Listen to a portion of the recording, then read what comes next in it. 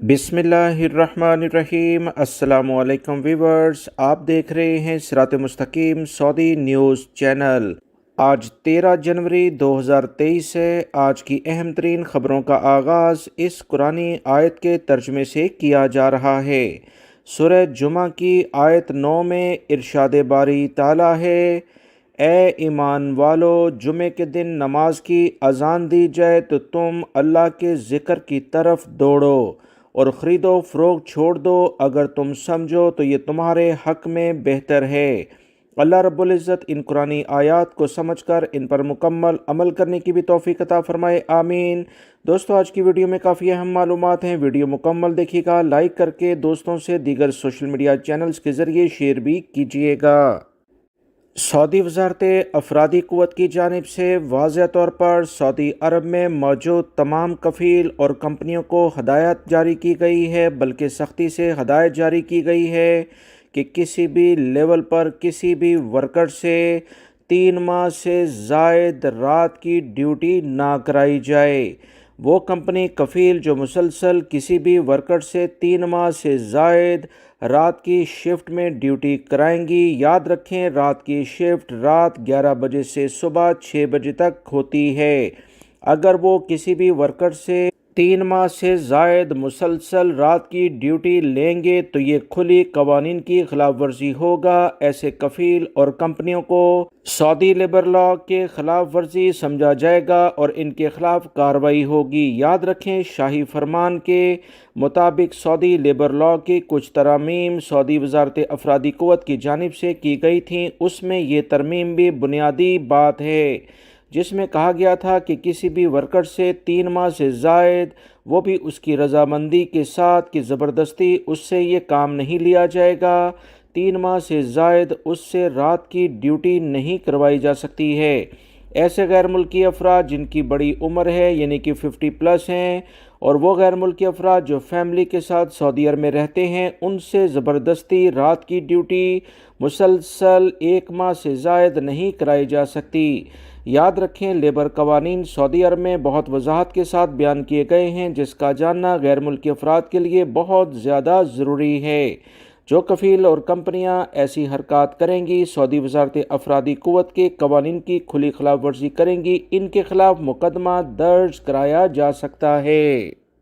Saudi महकमा passport की जानिब से एक बार फिर से तमाम कफ़ील और कंपनियों को वाज़ेह तौर पर बता दिया गया है कि जो भी वर्कर सऊदी अरब में इनके वीज़े पर आता है, उसकी तमाम तर हकूक़ को मुकम्मल तहफ़्फ़ुज़ देने के लिए इन कंपनियों को बुनियादी जो शराइत मुआहदों के साथ की जाती हैं वो पूरी करना चाहिए।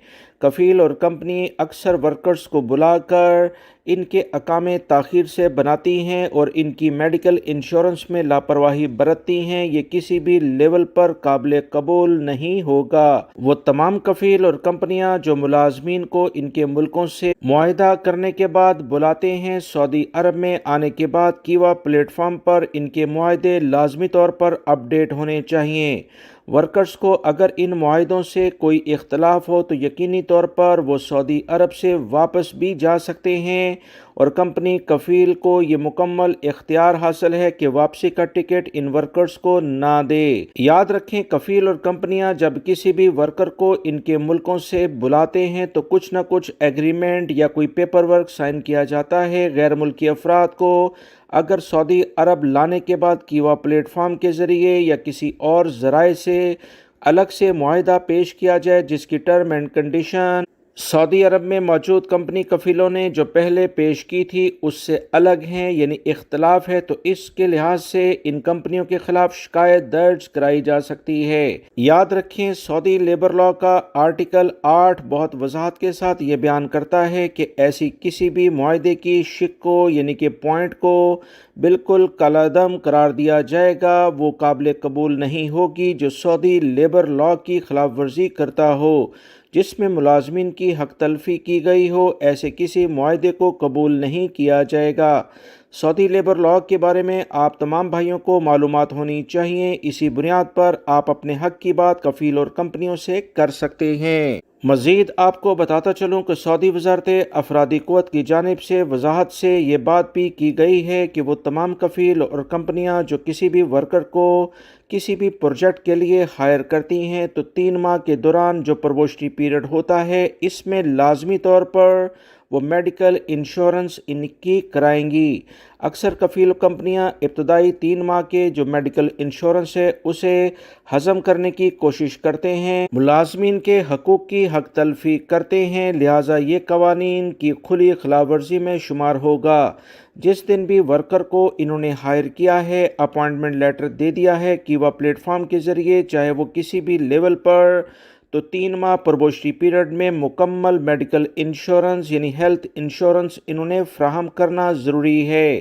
اگر کفیل اور کمپنیاں ایسا نہیں کرتے تو ان کے خلاف شکایت درج کرائی جا سکتی ہے۔ سعودی وزارت حج عمرہ نے کہا ہے کہ فریضہ حج کی ادائیگی کے لیے کرونا ویکسین کا کورس مکمل کرنا بنیادی شرط ہے۔ سعودی وزارت نے مزید کہا کہ کرونا ویکسین کا کورس مکمل نہ کرنے والوں کو حج کی اجازت نہیں ہوگی۔ وزارت نے یہ بھی کہا کہ حج کے خواہش مند عازمین کو چاہیے کہ وہ انفلوئنزا کی ویکسین بھی لگوا لیں۔ واضح رہے اب تک 70,000 سے زائد سعودی شہری اور مقیم غیر ملکی اس سال حج کے لیے اندراج کرا چکے ہیں۔ رواں برس یعنی اس سال داخلی عازمین حج کو 3 قسطوں میں حج پیکج کی سہولت فراہم کی گئی ہے۔ حج سے 5 ماہ قبل مکمل رقم ادا کرنے کی بجائے 3 قسطوں میں پیکج کی رقم ادا کرنے کی سہولت دی گئی ہے۔ سعودی وزارت حج عمرہ کی جانب سے گزشتہ روز جو بیان جاری ہوا تھا کہ حج کے لیے رجسٹریشن باقاعدہ شروع کر دی گئی، اس کے بعد اس شرط کو کہ انفلوئنزا کی ویکسین بھی لگوا لیں تو زیادہ بہتر ہے، اور کرونا سے متعلقہ جو مکمل پیکج ہے، پورا کورس ہے، وہ کرنا ہوگا۔ 2 ڈوز ہر صورت میں لگوانی ہوگی، اور تیسری خوراک وہ افراد جو 50 سال سے زائد عمر کے ہیں وہ لازمی لگوا لیں تو بہت بہتر ہے۔ پاکستان اور سعودی عرب کے درمیان تیل کی فراہمی کے لیے $1 ارب کے نئے معاہدے پر دستخط ہو گئے ہیں۔ معاہدے پر سعودی فنڈ فار ڈیولپمنٹ کے CEO کی جانب سے دستخط کیے گئے، جبکہ پاکستان کی جانب سے سیکرٹری وزارت اقتصادی امور ڈاکٹر کاظم نیاز نے دستخط کیے۔ اسلام آباد میں معاہدے پر دستخط کی تقریب میں سعودی اور پاکستانی حکام بھی موجود تھے۔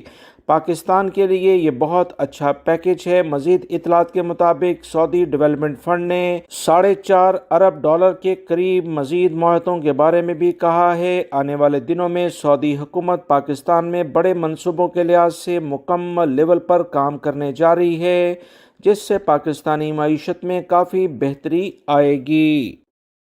سعودی عرب میں حرمین انتظامیہ نے عمرہ زائرین کو واضح ہدایت کر دی ہیں کہ وہ اعتمرنا ایپس میں دیے گی جو ٹائمنگ ہے اس کی سختی سے پابندی کریں تاکہ بھیڑ کو کنٹرول کرنے میں متعلقہ اداروں کو آسانی ہو۔ اس بارے میں حرم میں بہترین سہولیات حاصل کرنے والے افراد کو بھی وقت کی پابندی بہت ضروری ہے۔ انہوں نے کہا کہ بعض لوگ اعتمرنا اور توکلنا کے ذریعے عمرے کا وقت لے لیتے ہیں، مگر طے شدہ ٹائمنگ کی بجائے تاخیر سے یا وقت سے پہلے پہنچ جاتے ہیں۔ عمرے کا وقت متعین کرنے کا مقصد یہ ہے کہ ایک طے شدہ وقت کے اندر ایک خاص تعداد کو حرم میں موجود ہونے کی اجازت دی جائے۔ جب طے شدہ وقت سے پہلے یا بعد میں کوئی آتا ہے تو طے شدہ تعداد میں اضافہ ہو جاتا ہے۔ انہوں نے کہا کہ انتظامیہ نے زائرین کو بہترین سہولتوں کے ساتھ محفوظ ماحول بھی فراہم کیا ہے، جو کہ ہماری اولین ذمہ داری ہے۔ لہٰذا تمام مسلمانوں سے درخواست کی جاتی ہے کہ ٹائمنگ کے لحاظ سے عمرے کے لیے آئیں تاکہ وبائی مرض کرونا سے متعلقہ جو احتیاطی تدابیر ہیں اس پر بھی عمل ہو سکے۔